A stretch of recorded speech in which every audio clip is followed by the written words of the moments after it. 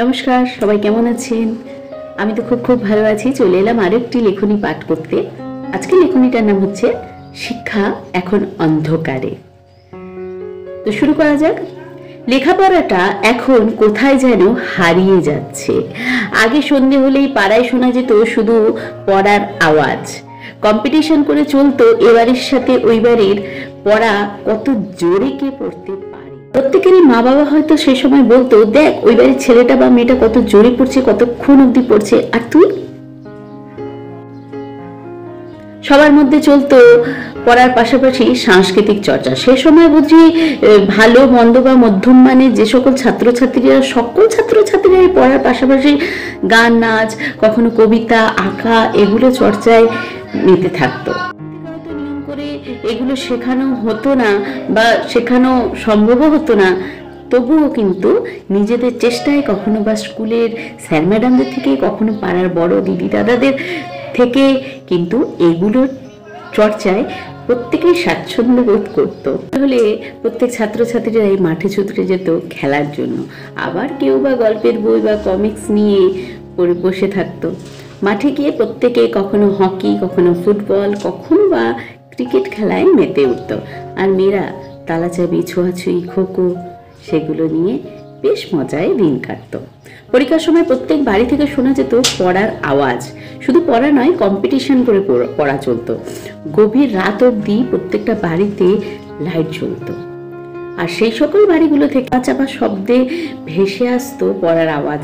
আর শুধুমাত্র সন্তানরাই না, সন্তানদের সাথে হয়তো মা বাবারাও সেই সময় জেগে যাতে সন্তানরা পড়ে এবং পড়ায় আরো এনার্জি পায় সেটার চেষ্টা করতেন। কম্পিটিশন করে পড়া চলতো এবং কে কত বেশি নাম্বার পায় সেটা নিয়েও কিন্তু একটা কম্পিটিশন কাজ করতো সবার মধ্যে। পড়ার জন্য বড়রা দিত বকাঝকা।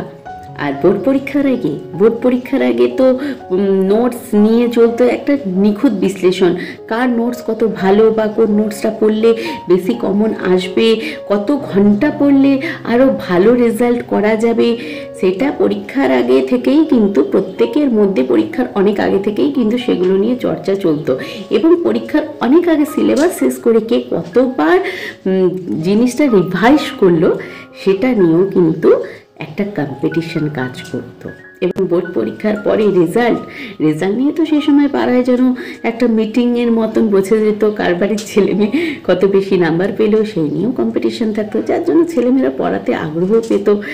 স্বাভাবিকভাবেই বলতো আমার ছেলে বেশি নাম্বার পেয়েছে বা ওর মেয়ে বেশি নাম্বার পেয়েছে, তুই দেখ, তুই পারলি না। আর ধরে তো এগুলো বলার সাথে সাথে চলতো ওদের মার। কিন্তু খুব দুঃখের সাথে বলতে হচ্ছে যে কয়েক বছরের ব্যতিক্রমে কিন্তু লেখাপড়াটা এখন আমাদের পাড়া থেকে, আমাদের সমাজ থেকে প্রায় হারিয়ে গিয়েছে। এখন আর সন্ধ্যাবেলাতে সেরকমভাবে চিৎকার করে কারো বাড়ি থেকেই বোধহয় পড়ার আওয়াজ শোনা যায় না। না থাকে কোনো রকম পড়া নিয়ে কম্পিটিশন। এখন সন্ধ্যাবেলায় হাটে বাজারে ছাত্রছাত্রীদের ঘুরে বেড়াতে দেখা যায় এবং সবাই নিজের জগৎ নিয়ে ব্যস্ত। কেউ প্রত্যেকের হাতেই দেখবে একটা করে মোবাইল, কেউ ফ্রি ফায়ার, কেউ পাবজি, অনলাইন বা অফলাইন বিভিন্ন রকম গেম, গ্রুপ চ্যাটিং, টিকটক এগুলো নিয়ে ব্যস্ত থাকে। ওদের মধ্যে চলে বিভিন্ন রকমের বেয়াদবি। শিক্ষক শিক্ষিকাদের ব্যক্তিগত জীবনে হস্তক্ষেপ করার প্রবণতা, কখনো বা চুলের বিভিন্ন রকম কাটিং, মুখের বিভিন্ন রকম আদল।